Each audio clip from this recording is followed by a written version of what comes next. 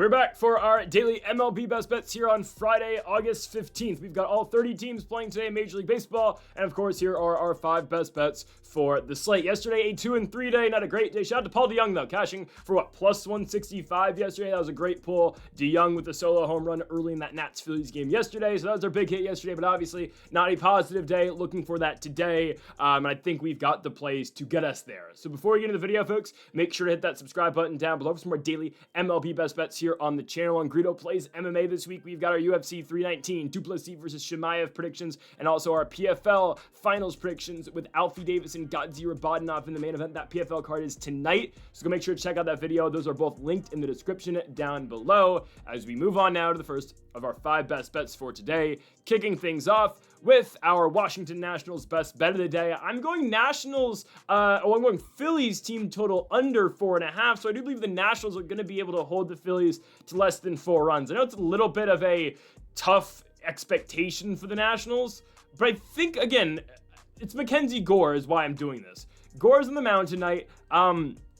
Arguably, his second best start of the year was in his last one against the Giants. Obviously, his best start was on opening day against the Philadelphia Phillies, and that's part of the reason why I am going with this team total under. Again, if you remember on opening day, Mackenzie Gore against the Phillies went 6 innings, 1 hit, 0 runs, and 13 strikeouts. Well, last Sunday against the Giants, Gore goes 6 innings, 3 hits, and 10 strikeouts. So he was great, obviously. He was electric, 0 runs given up in that start. And I do believe Mackenzie Gore has turned a page, or he's turned a corner from that horrific July that he had and that worst start of his career on August 5th against the Athletics. I do believe Gore has turned it around, and he's facing a Phillies team that he's done pretty well against this season, right? His second start against the Phillies wasn't as good as the first one, but that second start was in Philadelphia. When Gore has pitched against in DC against the Phillies so far this season, he's been phenomenal. So I expect Gore to be really good again tonight, and I do believe he's going to hold the Phillies to under 4.5 runs. Again, Philly can score 4 and we'll be fine here.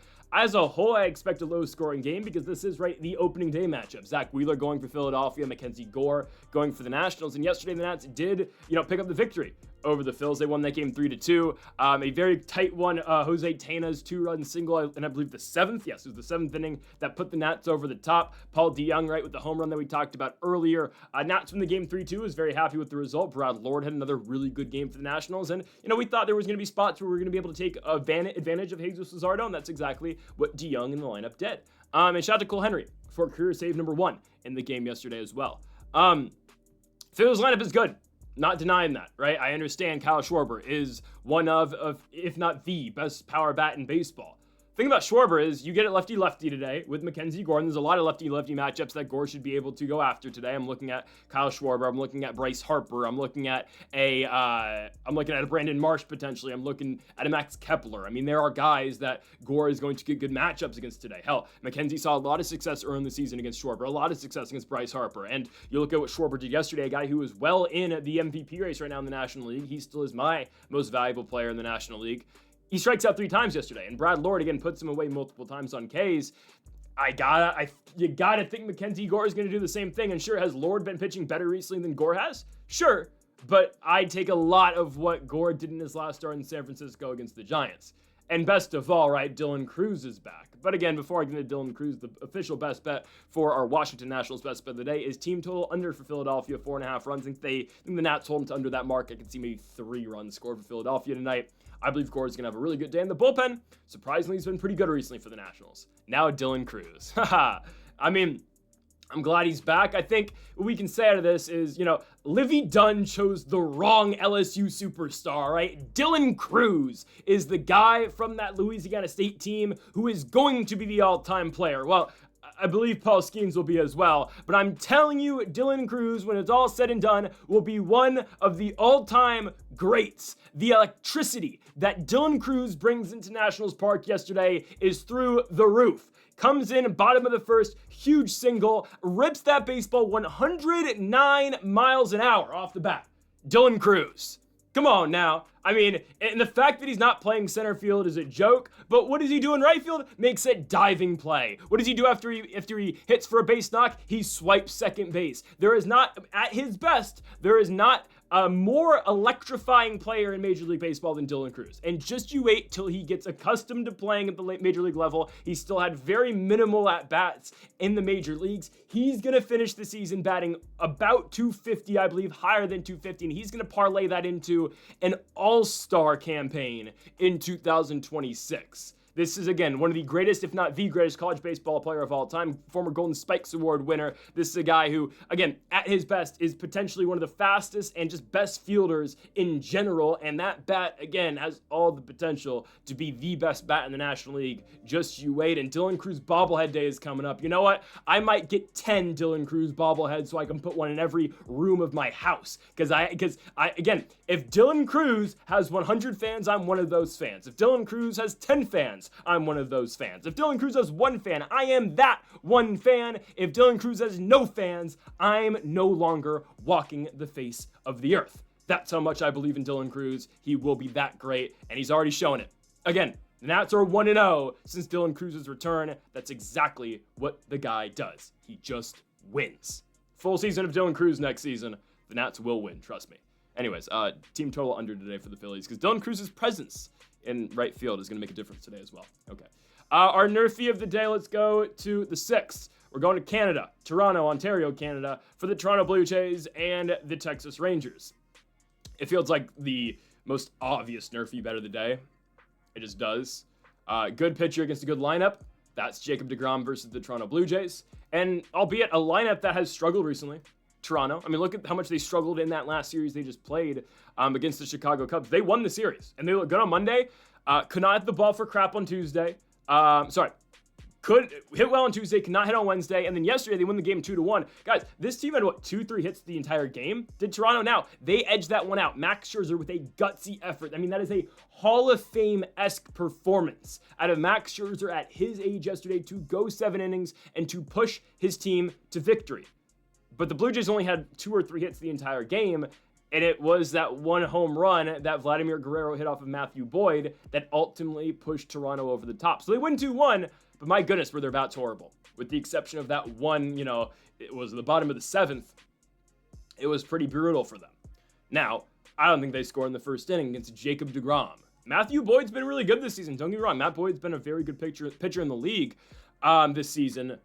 Jacob deGrom is one of the best pitchers in Major League Baseball, though. And I know deGrom has struggled recently. ERA in the month of August is 6.17. His last 3 starts have not been good.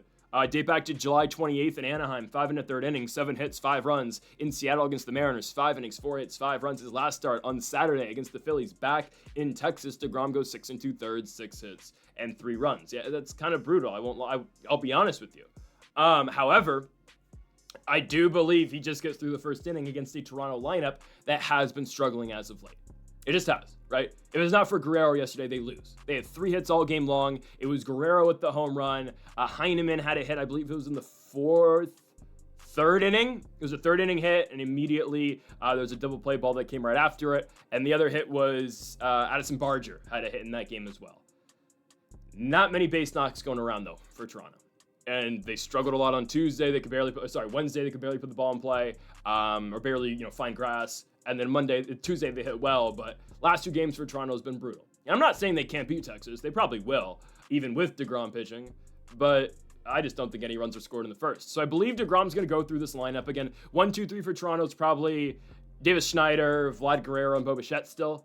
George Springer is close to coming back. He is rehabbing, I believe, in AAA Buffalo right now. From what I've heard, at least what the Blue Jays broadcast said today when I was watching their game against the Cubs, they thought maybe George Springer is only going to need 1 game in his rehab assignment. Maybe that's the case. I don't know, but I don't think Springer's back tonight. Maybe he is, but I doubt it. And even if he is back in his first at-bat, is he really doing anything? Probably not. Especially only after 1 game of rehab. Yeah. deGrom's going to be fine early in this game against Schneider, against Guerrero, and against a Bo Bichette. How can I forget? Ernie Clement's in the 2. They're batting Guerrero in the 3. Yeah, we're okay here. Flip side of this will be Chris Bassett versus the Texas Rangers. Texas Rangers are a horrible offensive team. That's been a theme this entire season, okay? Chris Bassett's been serviceable, right? 4.17 ERA. Last start wasn't good against the Dodgers, but 2 starts ago, at home against the Kansas City Royals, Bassett was great. 6 innings, 1 hit, 1 run against the Royals. That's a team that's kind of on par, I would say, with Texas. The Rangers have been losers in 6 out their last 7 games, and hey, maybe they'll have a Nathaniel Lowe reunion. I think they probably will after Lowe got DFA'd yesterday by the Nationals. Let's go. About time. We get to see Josh Bell play first base every day. No, I'm not being sarcastic. I'm ecstatic for that. Anyways, the Rangers lineup sucks. You know it. I know it. The American people know it. Again, they are losers in 6 out of their last 7 games, and should they have won on Wednesday night against the Diamondbacks? 100%. They choked it in the 9th inning. Ketel Marte at the big home run. 3-run shot to put the Diamondbacks in the lead. But look at the Rangers lineup. They're still batting Jock Peterson in the 4 spot. So, if Josh Smith, Corey Seager, or Marcus Semien, if any of these guys get on, oh no, we got to deal with Jock Peterson, who's batting 150 and his OBP's 280, which is actually a pretty good OBP for a guy who bats 150. But again, come on now. Josh Smith is batting 266. Seager's just having an okay season, went 0-for-5 on Wednesday. Marcus Semien's having one of the worst seasons of his career, batting 222. Not concerned. Simply put, not concerned about this one at all. I do believe Chris Bassitt's going to be able to get the 3 outs, and I absolutely love this play. Again, I feel like DeGrom is so due for a bounce back, and at the same time, look how bad the Rangers lineup is, and look how poorly recently the Blue Jays lineup has been hitting as well, right? Again, Guerrero bails them out yesterday, and really, again, gets the victory for Max Scherzer, which was incredible. I enjoyed it a lot as a guy who has watched Scherzer as a former National, obviously. And as a Nationals fan, right? I mean, I enjoyed it. I'm glad he got him the victory, but the Blue Jays aren't hitting the ball that well right now, and I believe the Rangers lineup still sucks. They're a 500 team. Bassitt will get the 3 outs. DeGrom will get the 3 outs, and we will be fine here with our NRFI in Canada, in Ontario, Toronto, Ontario, Canada. Anyways, Canada, 51st state, right? Okay, anyways, on to our third best bet of the video. Let's go to our first money line of the day. We are going to Queens, New York for the Seattle Mariners and the New York Metropolitans. I'm taking the Mariners. It's a no-brainer for me. It really is. I saw Mariners at plus money. I'm firing. I don't care they lost yesterday. Did that suck? Oh, yeah, it did. It did. They had no production. They scored 1 run in the 9th inning on a double play ball that Rosarena beat out at first because it was Jackson Holiday kind of froze up at second trying to turn the double play. They had a 2-run home run coming out of the rain delay yesterday by Julio Rodriguez, but it was an embarrassing and an abysmal hitting performance yesterday for the Seattle Mariners. Today, it has to be better. It just has to. This team is too good. They will have their cold spurts, their cold streaks. They will, okay? Just because they are so home run dependent. They're going to Queens against Sean Manaea. They're hitting home runs tonight. They are. Again, they are the most home run dependent team in baseball. Yesterday, Cal Raleigh doesn't play. He pinch hit in the 9th inning and he drew a walk. But really, again, you don't get Raleigh in the lineup yesterday. And this team has too much power to not be successful, okay? We don't have to watch Mitch Garver at bats tomorrow, thankfully. Hopefully, we don't have to see Dylan Moore bat as well. I know Cole Young's not great, but I'd rather watch Cole Young than Dylan Moore. You know? I don't know why Dylan Moore is still in the Major League roster right now. But there are too many heavy-handed right-handed bats to not take Sean Manaea out this baseball game. A Rosarena, Julio, a Eugenio Suarez, who has struggled so much as a Mariner, but eventually he's going to have to come through. And then Cal Raleigh as well. There are too many good righty bats for the Mariners to not beat the Mets today. Okay? Sean Manaea, 4.33 ERA. Well, his last 2 starts have been bad. So far, the month of August has not been kind to him. 8.38 ERA in the month so far for Manaea. 2 losses he's taken. The Mets, by the way, are 1-5 this year on Sean Manaea bump days. It's not good. Not good. His last 2 starts have been horrible against the Guardians. 5 2/3 innings, 7 hits, 5 runs. Brewers, 4 innings, 6 hits, 4 runs. He's given up home runs in both of his last 2 starts. I think there's going to be multiple home runs today for the Mariners because, again, that's just how Seattle scores. You know what this team is. They're the most power-dependent team in baseball. They're going out there, they're swinging for the fences, and they're trying to, again, I mean, that's how they're going to win baseball games, right? Hey, that's cool. That's just how they do it, right? But I look at this game tonight, I do believe that Seattle is going to take it. They are going to have Luis Castillo on the mound. I mean, look at how the Mets are playing right now, guys. The New York Mets suck. They are so bad. They've won 2 games since... How long has it been? They've won 2 games since July 27th. I mean, they've lost 13 of 15. What? This is not a playoff team. They're not a playoff team. They just aren't, okay? And I don't know if the Reds are going to be that team to pass them in the standings. They probably will be. But this is not a playoff team. Nobody's telling me otherwise. They play the Mariners in a 3-game series. They're getting swept in this 3-game series. Brian Woo's going tomorrow. And then they go to the Little League World Series game on Sunday on Sunday Night Baseball. Best believe we're taking Mariners money line on Sunday Night Baseball at the Little League World Series. George Kirby versus Clay Holmes. Yeah, I'm taking the Mariners on Sunday night. They're going to lose 3 more, and they're losing tonight. Guys, Luis Castillo's been good. Yes. Luis Castillo's last start, very good against the Rays. 7 innings, 5 hits, 2 runs. We'll take that. We'll take that. ERA in the month of July for Luis Castillo was 2.05. One of his best months of the season, if not his best month. No, it was his best month of the season. Luis Castillo's ERA this year is 3.19. Yeah, we're fine here.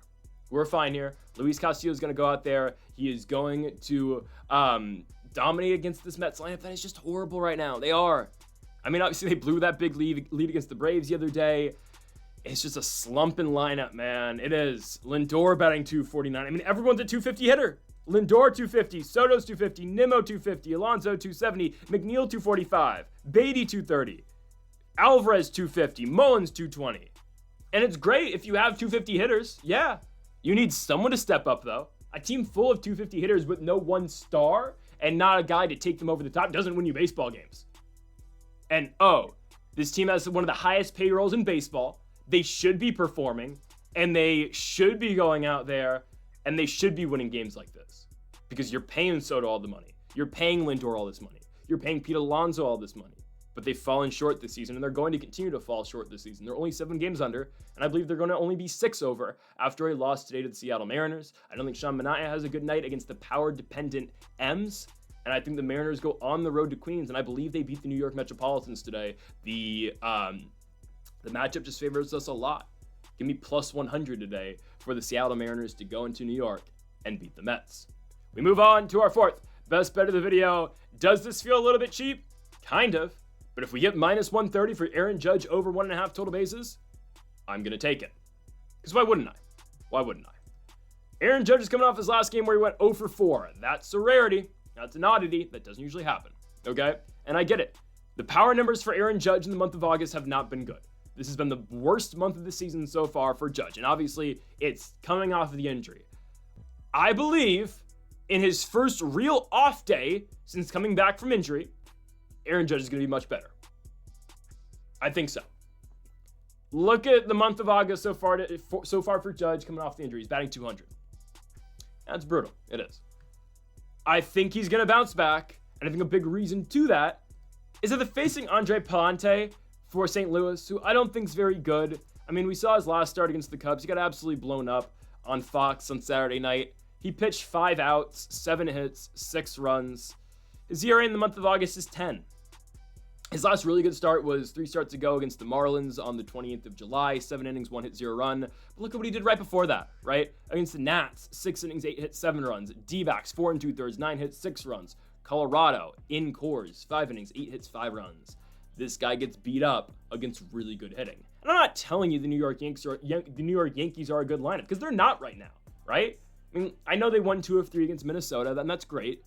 This is not a good Yankees team. Maybe they sneak into the playoffs, even though the Guardians keep on winning games, and who knows, right? Cleveland's only a half game out of that last wild card spot at this point. But I just don't think the Yankees are all that great, and that doesn't matter today, obviously, right? Because we're just depending on one guy, and we're depending on Aaron Judge. I think the off day is going to do Judge really well. I think it is.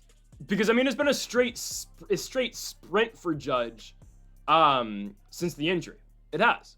It's been a straight sprint. Like, okay, well, you know, for most of the year, the Yankees have had a great record. You know, they've been well within the wild card spot. And now, here we go. Cleveland's been winning a lot of games, and we only have a 1.5 game lead on these guys. So now we have to start winning. So here comes Judge back into the fold, who's not 100% healthy. Okay, what's the best thing that you can get after, you know, being out with injury? A day off. Because they have no room to sit Aaron Judge. They have no time to afford to rest Aaron Judge. They have to hit him every single day. The best thing you can do, I believe, or the best thing that I think he can get is this off day. I think it's going to go a long way in this game. And Palante's just not very good, right? I mean, he'll have his nights. I don't even care if it's a great night for him or not. We just need Judge to come through, right? So, naming the game's an Aaron Judge home run, right? I know we're not at Yankee Stadium and Judge can't hit his Mickey Mouse home run over the short porch in right field, opposite field. I know it. That's not going to be in play tonight. And that's okay, right? I do believe Aaron Judge is going to go out here tonight, and I think he's going to probably hit a home run. I know, again, in St. Louis, not as easy to hit home runs here at all than in the Bronx in New York. But I do believe he's going to come through. Just look, again, at how Pallante has faced good lineups. Chicago got blown up. Arizona, when they still had Naylor and Suarez at Chase Field, got blown up. The Nats beat him up. And that's not a good lineup, right? Padres had a little bit of struggles with Pallante in St. Louis, but that was a really weird series, right? Nobody was scoring on either side. That was a series where Machado was getting thrown at, and there was the brawls and whatnot, and the benches clearing and all this crap. I'm going to put that one aside. Look at his last couple starts, with the exception of the Marlins start. Pallante's been bad. Okay, 5 ERA this season. That's one of the worst out of all qualified starting pitchers this season. That's right up there with my guys, Jake Irvin and Mitchell Parker. And we have one of the best hitters in baseball on the other side who, is going through the slump. He's batting 200 in the month, and yet he's still batting 333.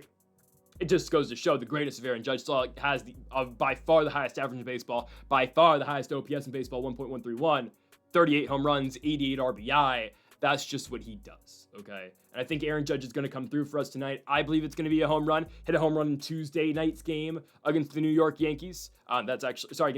At home for the New York Yankees against the Minnesota Twins. That's been his only home run so far in the month.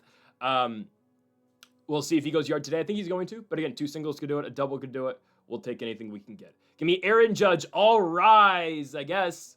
Aaron Judge over 1.5 total bags today. Minus 130 on the money line. Not the money line. On the line. Okay. Our final best bet of the video is going to be our final money line of the day and just our final bet of the day. Let's go to Sutter Health Field in Sacramento, California. We have the Athletics taking on the Los Angeles Angels of Anaheim, and I am going with the Angels. Even odds, so give me Los Angeles. The Angels have played the A's really well this season. In Los Angeles, or in Anaheim, in Sacramento, Taylor Ward has dominated the A's all season long. Nolan Schanuel had an RBI walk-off hit in Anaheim against the A's earlier this season. They have dominated this team all year long. They're going to continue to dominate them tonight, okay? I'm taking the Angels to win this baseball game. They are coming off of a sweep, obviously, against the Los Angeles Dodgers. And not just a series sweep in Anaheim, no, a season sweep of the Dodgers, winning all, 6 or 7? They play 7? They played 6 or 7 games against the Dodgers this season. I think it was 7. They went 7-0 against the Dodgers this year. And, they're 4-0 against the A's this season. Dominant. Maybe it wasn't. No, they're 7-0 against the A's. They're 4-0 in Anaheim against the A's. In Sacramento against the A's. They're 7-0 on the season against the A's. They're not losing tonight. Coming off of all the momentum they just built up against the Dodgers, beating the best team in baseball. Who won the Freeway Series? The team down in Orange County. All right? Orange County runs Southern California. I'm not talking about San Diego. I'm talking about, you get what I mean, right? The Dodgers should be the ones who have to change their name, right? The Angels own Los Angeles, all right? And the Dodgers are probably losing tonight to the Padres, I think, but I don't know who's starting for San Diego, so I can't play it. Can't do it. Tomorrow. We'll be back tomorrow for Padres Moneyline. Dylan C. Blake now? Oh, yeah. Give me the Padres. Anyways, I believe the Angels are winning. I don't think this is a controversial pick to make. And, by the way, UC Kikuchi's pitching tonight. Oh, yeah, the All-Star pitcher tonight for the Angels. And I get it. Kikuchi's been kind of since the All-Star break. He's been mid, don't get me wrong. Last start against the Tigers wasn't good, but his team still won. He went 5 innings, 8 hits, 4 runs. That's a solid night. In terms of, against the Tigers and his team wins. Look at the start before that against the Tampa Bay Rays. 6 innings, 4 hits, and 1 run. ERA so far in the month of August is 4.09, but again, in Detroit, I'm okay with that. Again, that line against the Tigers, that's okay for me. It is. Kikuchi, top 20 in strikeouts this season. Look at the Angels lineup. They've been dominating the Dodgers, right? There's not an easy out in the lineup right now. Taylor Ward's smacking the label off the ball. Zach Neto is such a tough out. Nolan Schanuel's hitting well. Joe Adell is in the baseball well. Luis Rengifo did not have a bad series. Logan O'Hoppe played well too. This entire lineup's hitting well right now. And they give the Dodgers a lot of fits. And we've talked about the bad Angels bullpen and how they, lose them games. They do. But Kenley Jansen pitches in 3 straight games in Anaheim against the Dodgers. And he's fine. He gets the save in the final game as well. So the Angels are only 3 under 500 now. I'm not telling you they're making a playoff push because, I mean, look how far out they are. They're only 5 out. Ooh, scenes if the Angels could get in the playoffs. That'd be so fire. They're not. I love it, though. I think they're going to sweep the A's, though. Everything indicates to me that they're going to do it again. They've done it all year. Why wouldn't they sweep the A's once more?